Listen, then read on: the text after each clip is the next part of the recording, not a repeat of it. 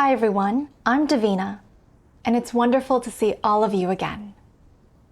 The essay I'll be reading for everyone today is called "Spreading the Gospel is My Unwavering Duty." The protagonist grew up in a poor household and had very low self-esteem. When she saw people with prestige and status, she would be too afraid to speak. After believing in God, whenever she spread the gospel to those with prestige and status, she felt constrained. She felt she had no knowledge or status, and so she escaped and withdrew. How did she correct this state and continue spreading the gospel without being constrained by status? Let's listen to her experience together. I grew up in the countryside with 8 brothers and sisters. My mom's health was poor and she couldn't work, while my dad didn't look after the house or make any money. We could only make a living off doing farm work. Everyone around us laughed at my mom and dad for having no skills, and even our relatives looked down on us and refused to have anything to do with us. As time went on, I felt that since I was living in this family, my social status was low, and I was a low-class individual. Even going out, I usually didn't dare to exchange words with other people. After I was married, my husband was an ordinary laborer. All of his peers were more promising than he was, and whenever they saw us, they would give themselves airs. Sometimes they spoke sarcastically or even scolded us. It was very hard on me, and I thought little of myself. That is, until I believed in God and read His words. That's when I recognized my wrong viewpoints, and my heart found release. In 2021, I started spreading the gospel. Later, I met some potential gospel recipients who were either bosses or cadres. They were all people with some status and standing. I felt constrained. I thought that my family's conditions were poor, that I had no knowledge or status, and that I was no match for dealing with these people with high status and standing.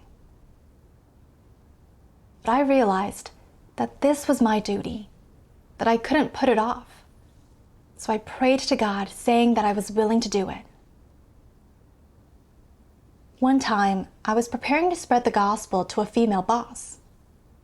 When she found out that I was a laborer, she flatly refused, saying, "Don't let her come here. I only meet with people with status and prestige." When I heard these words, I took it pretty hard, thinking, my status and standing are low. I'm not even worthy to see a potential gospel recipient. How can I spread the gospel? If I had some status and standing, and if my family background were a bit better, maybe people wouldn't look down on me like this. When I thought of this, I wasn't very willing to spread the gospel to her. I wanted to return to the place where I used to live. A lot of people there were outside laborers, and their status and standing were about the same as mine. They wouldn't look down on me. I told the leader that spreading the gospel was difficult here, that people here had money and influence, but I was just an outside laborer, so it was difficult for me to make connections with them.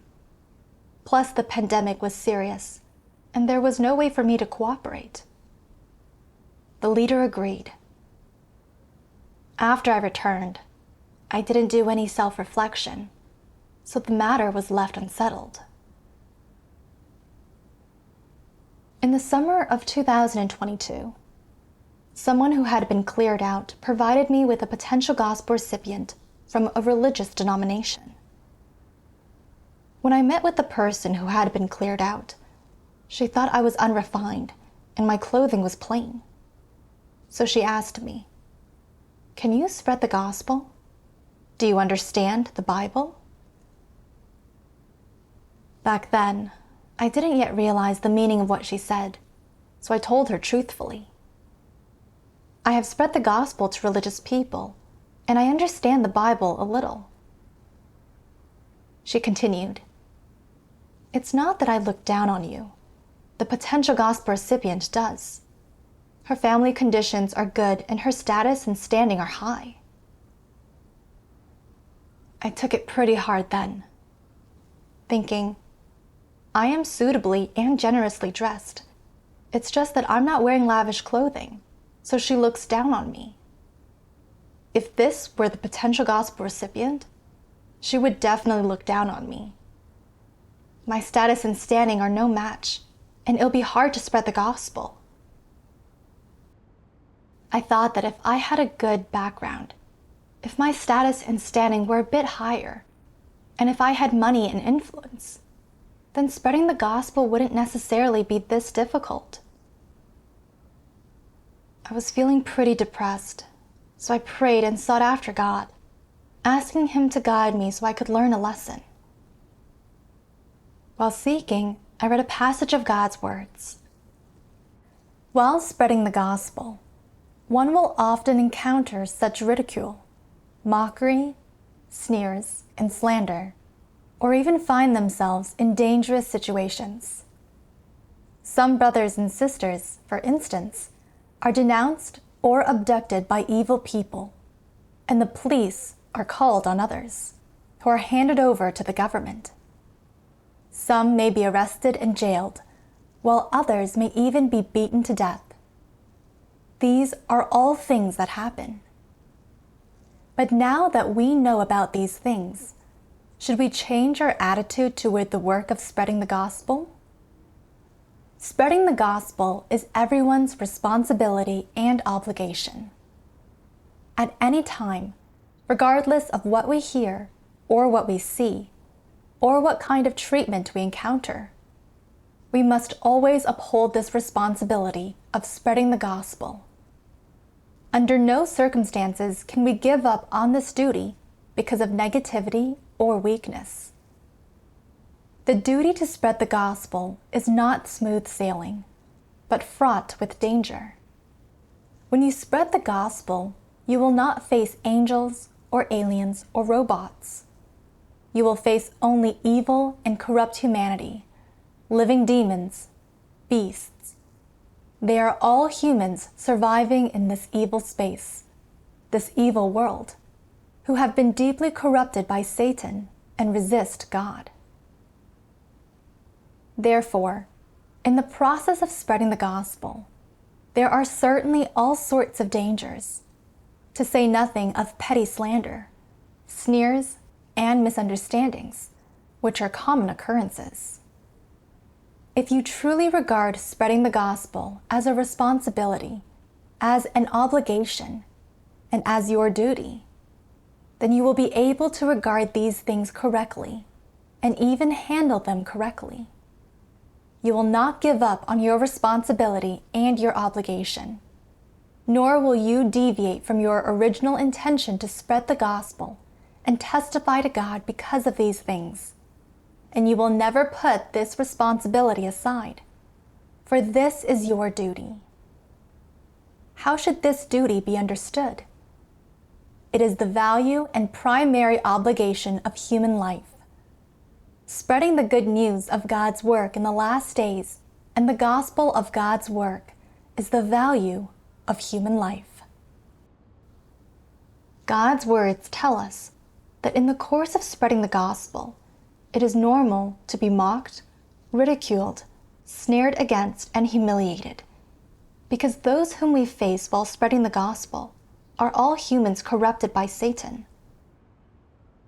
But no matter what circumstances or difficulties we encounter, we must uphold this responsibility to spread the gospel. Back then, when I found out that the potential gospel recipient didn't want to see me, I felt that since my status and standing were no match for her, and she would look down on me and put me to shame, it would be better that I didn't spread the gospel to her. so that I could avoid humiliation. It was the same today. My clothes were ordinary, and I didn't have any status or standing. Other people looked down on me, and I felt that if I spread the gospel to the potential gospel recipient, she would look down on me and put me to shame. So I started to withdraw, afraid that my face and pride might be negatively affected. I blamed it on my poor background. I didn't realize that this was vain, that my desire for reputation and status was the one causing trouble. I thought about those brothers and sisters who were arrested and tortured by the satanic regime because of spreading the gospel. They endured many hardships, and some nearly lost their lives. But they could rely on God and stand firm in their testimony. When they were released from prison, they still spread the gospel and bore witness to God. Compared to them, my hardships were nothing at all. I lost the willingness to spread the gospel after only a little loss of face. I found that I wasn't doing my duty sincerely. I didn't have any testimony at all. God has expressed millions of words during His work in the last days in order to save those who sincerely believe in Him and seek His appearance. As a created being, I should be considerate of God's intention, spreading the gospel and bearing witness to God, letting people hear God's voice and see His appearance. This is the most just thing, and it is my mission and responsibility. Although we may suffer some hardships and be put to shame during this time, all of this is valuable and meaningful. Now that I understood God's intention, I was no longer willing to escape or withdraw. No matter how the potential gospel recipient looked down on me or put me to shame, I should let go of my own face and fulfill my duty. At the same time, I also realized that after humanity was corrupted by Satan, they only look at a person's outward appearance, whether they have status and standing. If they do, then people look up to and respect them. But if they lack status and standing, money and influence, then they are looked down upon. All this is caused by Satan's corruption of humanity. The person who was cleared out and the potential gospel recipient looked down on me because of my status and standing. This was normal. When I realized this, my state took something of a turn. And later I got in touch again with the person who had been cleared out, and she was willing to cooperate. I got in touch with her and discovered that she had very absurd understandings and especially clung to her own notions and imaginings. We had to give up. But I gained some knowledge about myself through these circumstances. This is God's love. Afterward, I read a passage in God's words and gained some knowledge about my own state. Almighty God says, "No matter what your identity or status, it is all preordained by God. No matter what kind of family or family background God has preordained for you, the identity you inherit from it is neither shameful nor honorable." The principle for how you treat your identity should not be based on the principle of honor and shame. No matter what kind of family God puts you in, no matter what kind of family He allows you to come from, you have only one identity before God, and that is the identity of a created being. Before God, you are a created being. So in the eyes of God, you are equal to anyone in society who has a different identity and social status. You are all members of corrupt mankind, and you are all people whom God wants to save.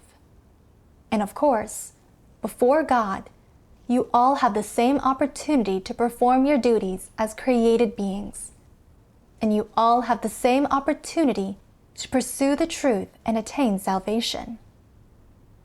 On this level, based on the identity of a created being as given to you by God, you should not think highly of your own identity, nor should you look down on it. Instead, you should treat your identity that comes from God, which is that of a created being, correctly, and be able to get along harmoniously with anyone on an equal footing and according to the principles that God teaches to people and admonishes them with.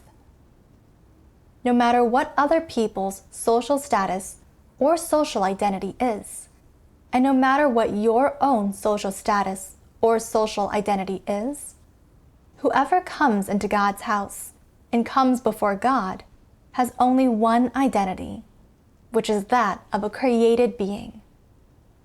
Therefore, those with a lowly social status and identity should not feel inferior. No matter whether or not you have talent, no matter how high your caliber is, and no matter whether or not you have ability, you should let go of your social status. You should also let go of ideas or views about ranking and grading people, or classifying them as distinguished or humble based on their family background and family history. You should not feel inferior because of your own lowly social identity and status. You should be glad that although your family background is not so powerful and spectacular, and the status you have inherited is lowly, God has not abandoned you. God raises humble people up from the dunghill and the dust, and gives you the same identity, that of a created being, as other people. In God's house and before God, your identity and status are equal to those of all the other people who have been chosen by God. Once you realize this, you should let go of your inferiority complex and stop clinging to it. After reading God's words, I felt pretty moved. In the past, I thought that people with social status and good family conditions had a noble standing, that they belonged to a higher class of people, and that those without status and standing were base and low class. This view wasn't in line with the truth. Since I was young, my family's conditions were poor. I didn't have a good education or learn any skills, and I was looked down on by others throughout my childhood and into adulthood. After I was married, as my husband was also poor and lacked any social status, I felt that my status and standing were too low, and I felt especially inferior, and I particularly envied and revered those with status and standing. After I believed in God, because I was a laborer, the potential gospel recipient would not let me spread the gospel to her. So I felt even more constrained. I believed that my background was poor, my status was low, and I would only be put to shame by others, and it would be difficult to spread the gospel. So I wished to escape and withdraw. Actually, in God's eyes, everybody is a created being. They have the same status and standing, and no distinction exists between high and low. Humans place themselves into different classes based on family background and social status. But God treats everyone fairly. People only need to accept the truth for God to save them. I am a created being, so I should fulfill my duty, not be constrained by status and standing. Afterward, a brother showed me a passage of God's words, and I was rather touched by it. Almighty God says, "Think about it. How should you approach man's worth, social status, and family background? What is the correct attitude you should have? First of all, you should see from God's words how he approaches this matter. Only in this way will you come to understand the truth and not do anything that goes against the truth. So, how does God regard someone's family background, social status, the education they received, and the wealth they possess in society? If you don't see things based on God's words and cannot stand on God's side and accept things from God, then the way you see things will certainly be a far cry from what God intends. If there is not much difference, with only a little discrepancy, then that's not a problem. If the way you see things goes completely against what God intends, then it is at odds with the truth. As far as God is concerned, what He gives people and how much He gives is up to Him, and the status people have in society is also ordained by God and is absolutely not contrived by people themselves. If God causes someone to suffer pain and poverty, does that mean they have no hope of being saved? If they are of low worth and low social position, will God not save them? If they have a low status in society, are they then of low status in the eyes of God? Not necessarily. What does this depend on? It depends on the path this person walks, on what they pursue, and on their attitude toward the truth and God.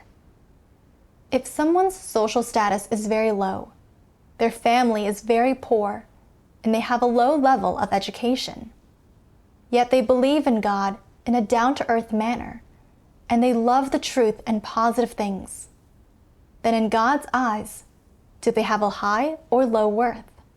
Are they valuable or worthless? They are valuable. Looking at it from this perspective, what does someone's worth, whether high or low, noble or lowly, depend on? It depends on how God sees you. If God sees you as someone who pursues the truth, then you have worth and are valuable. You are a valuable vessel. If God sees that you do not pursue the truth and you do not sincerely expend yourself for Him, then you are worthless and are not valuable. You are a lowly vessel. No matter how highly educated you are or how high your status in society is, if you don't pursue or understand the truth, then your worth can never be high. Even if many people support you, praise you, and adore you, you are still a contemptible wretch. So, why does God see people this way? Why is such a noble person, with such a high status in society, with so many people praising and admiring them, with even their prestige being so high, seen by God as lowly? Why is the way God sees people totally contrary to the views people have of others? Is God setting Himself against people on purpose? Absolutely not. It's because God is truth. God is righteous, whereas man is corrupt and has no truth or righteousness. And God measures man by His own standard, and His standard for measuring man is the truth. I understood from God's words that the places and families in which people are born are all ordained by God, not something humans can choose. So people should submit to God's sovereignty and arrangements.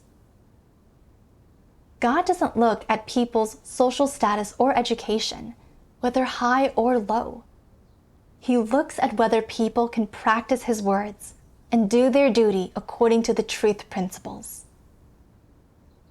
If someone has a high social status and their family background is good, but they don't pursue or accept the truth, God will not save them.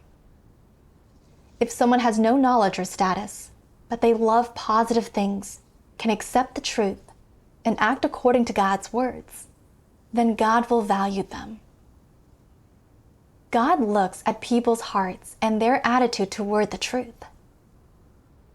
No matter how high someone's social status may be, If they can come before God, read His words, seek to know Him, and fulfill the duty of a created being, they are noble in the eyes of God. All those who don't come before God are low and worthless. Since I could be uplifted by God and receive His grace, fulfilling the duty of a created being, I should treasure the opportunity given by God to fulfill my own duty. Later, I read another passage of God's words. No matter whether your family brings you glory or shame, or whether the identity and social status you inherit from your family are noble or humble, as far as you are concerned, this family is nothing more than that. It doesn't determine whether you can understand the truth, whether you can pursue the truth, or whether you can embark on the path of pursuing the truth. Therefore, people should not regard it as a very important matter, because it does not determine a person's fate, nor a person's future, and less still does it determine the path that a person takes. The identity that you inherit from your family can only determine your own feelings and perceptions among others. Regardless of whether the identity that you inherit from your family is something you despise or is worth bragging about, it cannot determine whether you will be able to embark on the path of pursuing the truth. So when it comes to pursuing the truth, it doesn't matter what kind of identity or social status you inherit from your family. Even if the identity you inherit makes you feel superior and honored, it is not worth mentioning. Or if it gives you feelings of shame, inferiority, and low self-esteem, it will not affect your pursuit of the truth. Is it not so? It will not affect your pursuit of the truth in the slightest, nor will it affect your identity as a created being before God. On the contrary, no matter what identity and social status you inherit from your family, from God's point of view, everyone has the same opportunity to be saved and performs their duty and pursues the truth with the same status and identity. The identity that you inherit from your family, whether it be honorable or shameful, does not determine your humanity, nor does it determine the path you take. However, if you attach a great deal of importance to it and regard it as an essential part of your life and being, then you will hold on to it tightly, never let go of it, and take pride in it. If the identity you inherit from your family is noble, then you will regard it as a kind of capital, whereas if the identity you inherit from your family is lowly, you will regard it as a shameful thing. No matter whether the identity you inherit from your family is noble, glorious, or shameful, that is just your personal understanding and merely the result of looking at the issue from the perspective of your corrupt humanity. It is just your own feeling, perception, and understanding, which is not in line with the truth and has nothing to do with the truth. It is not capital for your pursuit of the truth, and of course, it is not a hindrance to your pursuit of the truth. If your social status is noble and elevated, that does not mean it is capital for your salvation. If your social status is lowly and humble, that does not mean it is a hindrance to your pursuit of the truth, let alone a hindrance to your pursuit of salvation. After reading God's words, I realized that family and social status have nothing to do with people believing in God, pursuing the truth, and receiving salvation. Moreover, spreading the gospel has nothing to do with someone's status and standing, but has to do with their attitude toward their duty, as well as whether they can clearly fellowship about and bear witness to God's work while spreading the gospel, and whether the potential gospel recipients sincerely believe in God. Because only those who sincerely believe in God are God's sheep, and only they can hear and understand God's voice. I thought of a brother in a gospel movie who was a Catholic priest with a pretty high status and standing. When the brothers and sisters spread the gospel to him, he didn't look at what their status and standing were, but heard God's words and was willing to seek and investigate. He determined that it was God's voice and accepted. I found that what those sincere believers want to hear is God's words and the truth. The reason that I often felt constrained by my low status and standing was because there was no place for God in my heart, and I didn't view things based on God's words. At this point, I understood that I was a created being, and spreading the gospel was my responsibility and obligation. No matter whether the status and standing of a potential gospel recipient were high or low, they were all corrupted people in need of God's salvation. My responsibility was to bear witness to what God says and does. As for whether or not they could accept it, that depends on if they were God's sheep. If they were, they would naturally be able to hear and understand God's voice. In August of 2023, a sister asked me to spread the gospel to a potential gospel recipient. When I found out that the family of this gospel recipient was wealthy and influential, and one of her family members was a military official, my first thought was that my own status and standing were low, that there was too much distance in between us, and that I couldn't cooperate. What if she looked down on me and was unwilling to listen to me bear witness? I thought about the feeling when I was mocked and looked down upon, so I didn't really wish to get in touch with those who had a high status. Then I thought of these words of God. So, how does God regard someone's family background, social status, their future education, and the wealth they possess in society? If you don't see things based on God's words, and cannot stand on God's side and accept things from God, then the way you see things will certainly be a far cry from what God intends. I realized that I still felt constrained by status and standing, that I should view matters based on God's words. Regardless of how high the potential gospel recipient's status and standing may be, in God's eyes we are all created beings. Our corrupt disposition is all the same, and we all need God's salvation. I only needed to rely on God and do my best to cooperate. As for whether or not the potential gospel recipient could accept the gospel, that was in God's hands. When I thought of this, I no longer felt constrained. Later, when I went to spread the gospel to this gospel recipient, I felt very much at peace, only thinking how to win her over. Who could have thought that she welcomed us very hospitably? I read Almighty God's words to her, fellowshipping about and bearing witness to His work in the last days. She listened and was able to understand. When I fellowshipped for the 4th time, she said, "Sister, I enjoy listening to your preaching. You are welcome to come every day to my house. If you are bringing people for a gathering, then come to my house on the 5th floor. I'll show you around right now."